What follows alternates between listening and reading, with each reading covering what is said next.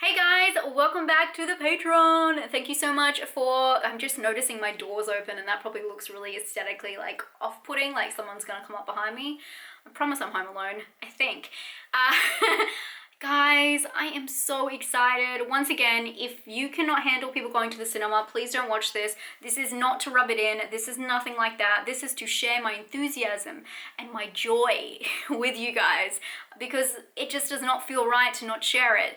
And this film, I doubt any of you guys want to see it in the cinema anyway, but I am so stoked. When I saw the trailer for this film, I realized that 2020, it might have something good going on. Could this be the best film of the year? Obviously it's not. But I'm very excited about this film because it has a lot of stalker obsession aspects. If you haven't seen the trailer, oh my god, I lost it when I first saw the trailer. I'm like, this is the film I need. So I'm just ad-libbing this whole thing, but pretty much the film stars Russell Crowe, gets into like an incident, like a road rage incident where someone, you know, beeps him to move and the beep's too long for him and he's having a bad day. And he snaps, he completely snaps and he chases this person down and stalks them, and that's what the movie is about. This movie seems like it should exist in the 80s, like it's very 80s, not even early 90s. Like with the stalker and obsession films I've seen, this one does not fit in 2020. But I'm very excited about it. A road rage film. I know this is not completely horror, but hopefully you guys will enjoy the enthusiasm I have and hopefully continue to have throughout this video. I just wanted to share my experience of going to the movies and take you guys along with me, and hopefully this movie just works out for me. The film is directed by Derek Borte, or Bort. Hopefully one of those are right. He has done more action kind of films before, believe it or not. I mean, it's like a car chase film, which this is the only car chase film I will see. This and Speed. Speed and car chase? I don't know. I mean, it's about a car not going below a certain... Okay, tangent. I haven't really seen any of his other work. Russell Crowe rubs me the wrong way. I'm not a fan of him. Please don't read this wrong. I am not a fan of Russell Crowe. And before you say anything, Scott, who's one of the patrons, we've discussed this. He is a New Zealander. He's not an Australian. But he lived in Australia since I don't know when, but he moved to Australia really early on, and we want, you guys can have him back. Any New Zealanders watching this, you can have him back. Not a big fan of him, but I think that he's going to encompass this role really well, because if anyone knows Russell Crowe, what he's known for, besides the films, is the incident when he did get aggressive in a hotel and threw a phone.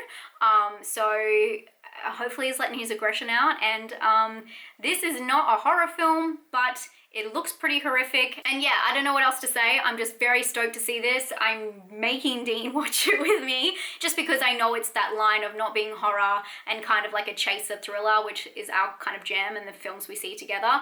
I have high expectations. I have to say, it has like a 6 point something right now on IMDb, but I think this is like one of those personal films where I know it's not going to be a great film, but it's going to satisfy my soul.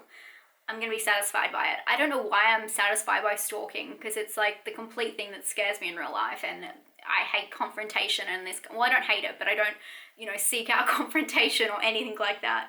But this, I can get into. Yeah. Anyway. This has been a very weird intro. I'm very sorry. I'm obviously a little bit too excited about this film and the chance of seeing it tonight, which wasn't meant to happen. We were meant to go out with friends. Plans got cancelled, so I don't have to be social. I just have to sit in a theater and watch this movie. I swear I haven't had anything to drink. Okay, let's start. Let's go see the film, guys.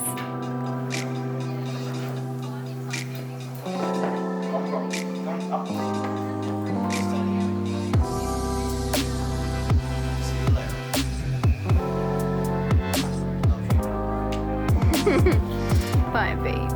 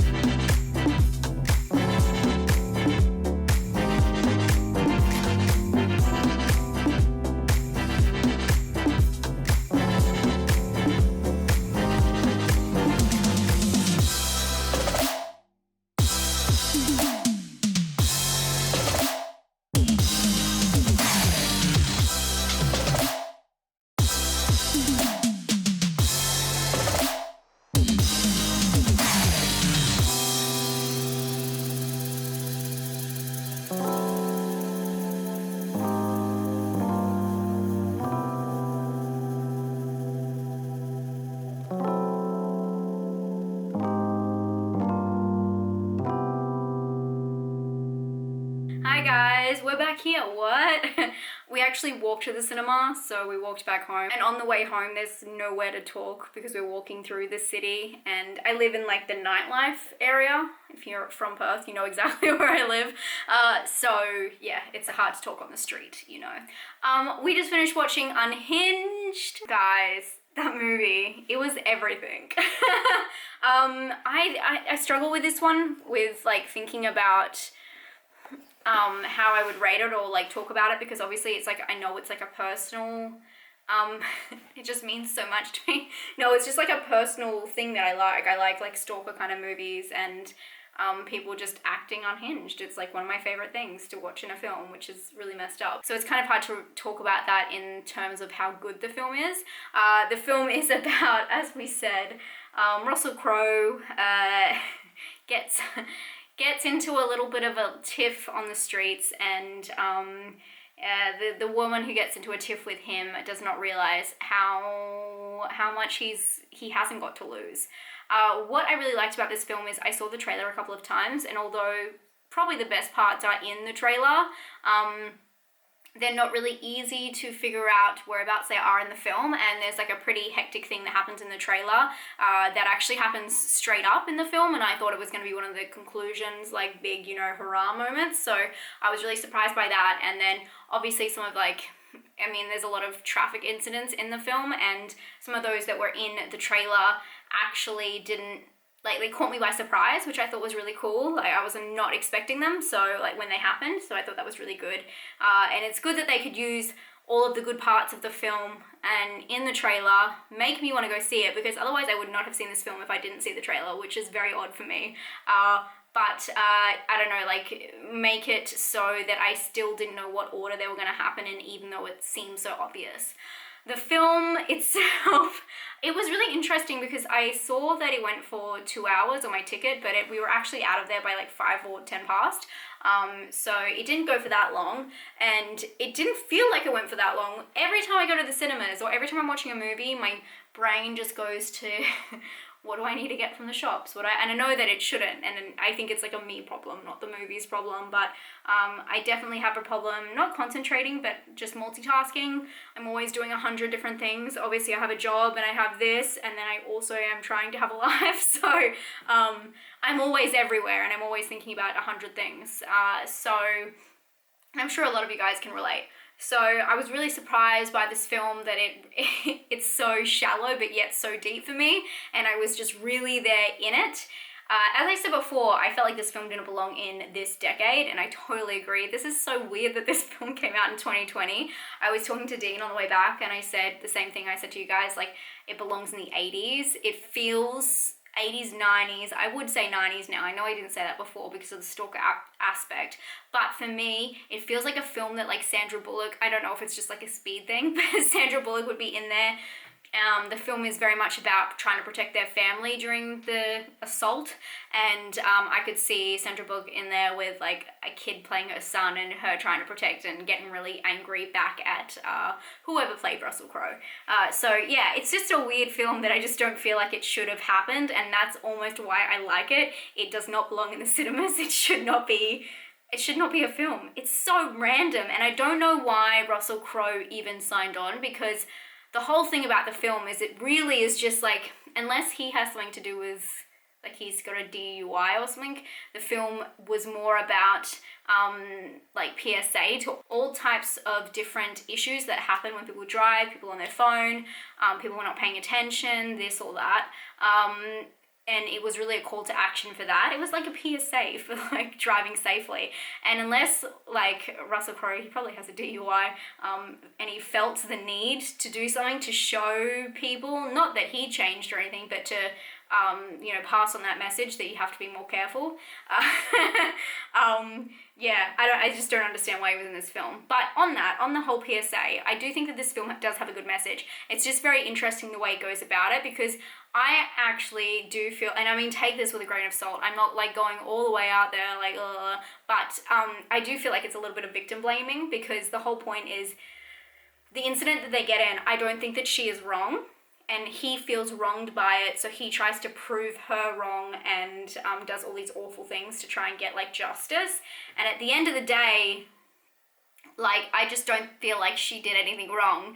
And if the whole thing is about, you know, driving safely, of course there was other parts of the film where she was not driving safely, she was talking on the phone, she was trying to get shit done, but yeah, there was definitely, I mean, she was definitely not a perfect person by any means, but I thought it was really interesting that they had a man and a woman, and I mean, take this with a grain of salt, but they had a man and a woman, with a man talking down to a woman, telling her to respect him because of something that he had done and not paid attention to on the road, and she had called him out for it by beeping her horn. If you've seen the trailer, you know what I'm talking about.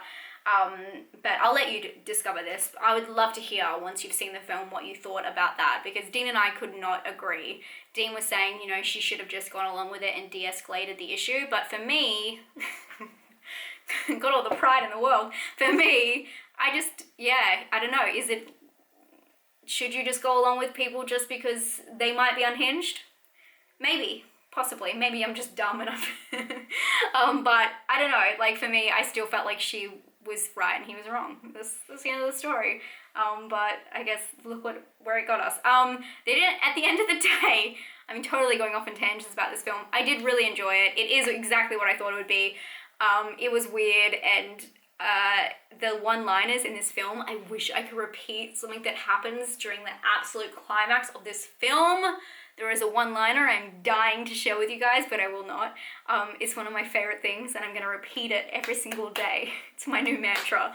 But I don't recommend this movie for most of you guys, which is kind of surprising with how much I'm like going off about it and how excited I was. If you are into like stalker, weird ass like conflict films, definitely check it out. It's more on the action side. It is really brutal, which I wasn't expecting. More brutal than a lot of horror movies, especially when it comes to her child. Like, I just felt like that was really brutal. But I just don't, it's just a silly movie, really. At the end of the day, it is like an hour and a half PSA about, you know, driving, paying attention when you're driving, being courteous to other drivers, and not talking on the phone and things like that. It even starts off with a whole montage in the beginning titles talking about, you know, people getting more aggressive in public and on the road, and, you know, people on their phone and posting while they're driving and talking on the phone and things like that. And yeah, so I feel like it was trying to say something. It was just a little bit confusing. Also, I guess I should mention, like, Russell Crowe's character is very interesting because you think you are going to learn a lot more about him and you don't really. So yeah, I guess they needed to put that PSA kind of stuff at the start to really like set in what their intention of the film was, because without that it would be pretty confusing. But it does have a strong message at the end of the day. Whether I agree with the way they went about it is something else. Anyway, I rate this film, it's hard to say. If it wasn't my type of film, I'd probably give it a 6. Dean gave it a 6. But I think I'm gonna have to give it a 7 because it was just there for me. I don't know, if you guys see this movie, are you excited to see this movie? I guess is my question to you. If you do see it, I would love to hear your thoughts, and hopefully you understood what I was trying to say between the lines here. Let me know if you guys enjoyed this video or if I was just talking crazy the whole time. Sorry about all of the runoffs. I was just too excited for this one. I really needed it. It just soothed my soul, which is so sad to say. But I mean, a lot of you guys like horror movies and slashers, so it doesn't make me that sick if I like a movie about conflict on the road and a stalker, I guess. Anyway, I hope you guys are having a great day. Thank you so much for tolerating my behavior. I really appreciate you guys, and thank you so much for being here and being part of my Patreon. I really appreciate you guys. You keep my channel going, and we're nearly at 60K, and I cannot believe it. Thank you guys so much. I hope you're having a fantastic day, and I'll talk to you very soon.